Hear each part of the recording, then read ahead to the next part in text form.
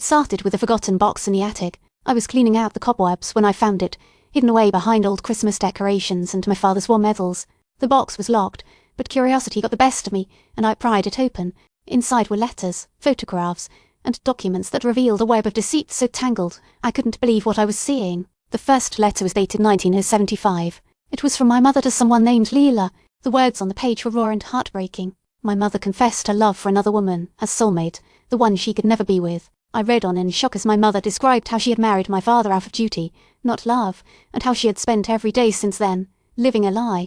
I found more letters from that secret correspondence, each one revealing a deeper layer of pain and longing. There were photographs of my mother with Leela, their faces glowing with the kind of love I had never seen between my parents, and there was a document, a divorce decree dated just months after my birth. My parents were never truly married. I felt a cold knot form in my stomach as I realized what this meant.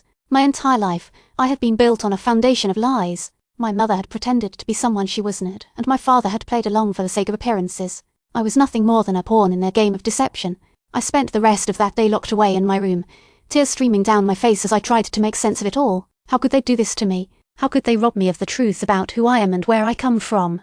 As the days turned into weeks, my anger grew like a poison within me. I couldn't look at my parents without seeing liars and frauds. Every conversation we had was tainted by their betrayal. I wanted to scream at them, to expose their secrets to the world and to make them pay for what they had done. I finally found an opportunity when my father invited a business partner over for dinner. The man was a powerful figure in town, and my father was hoping to secure a lucrative contract. I saw my chance and seized it. As they sat at the dining table, I pulled out the box of evidence and spread it out before them. The room fell silent as my father's face turned pale, and my mother's eyes filled with tears. They tried to deny it, to explain it away, but I had the proof I needed. My parents couldn't run from the truth anymore.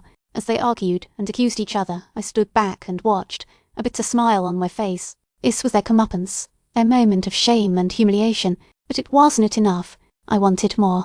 I left the house that night with a plan forming in my mind. I would expose them to the world, destroy their reputations, ruin their lives just as they had ruined mine. And as for Leela, she would pay too. I wouldn't rest until every secret was out in the open, every lie laid bare for all to see. I spent the next few days gathering more evidence, tracking down old friends and colleagues of my mother's, piecing together a story that would bring them all crashing down, and when I was ready, I struck. I sent letters to the local newspapers, posted flyers around town, spread the truth far and wide. The fallout was swift and devastating. My parents were ostracized by their friends and colleagues, their business partners abandoned them, and they lost everything they had worked for all those years. As for Leela, she disappeared without a trace, leaving behind a trail of broken hearts and shattered lives. I stood back and watched as my plan unfolded, a twisted sense of satisfaction filling me up. I had finally brought justice to the ones who had wronged me, and I felt a strange sort of peace settle over me. But it wasn't enough. The anger still burned within me, a flame that refused to be extinguished. I turned my attention to the town of Maplewood, determined to expose its secrets and corruption. I dug deep, uncovering scandal after scandal, bringing down those who thought they were above the law, and as I did so, I found a new purpose, a new calling.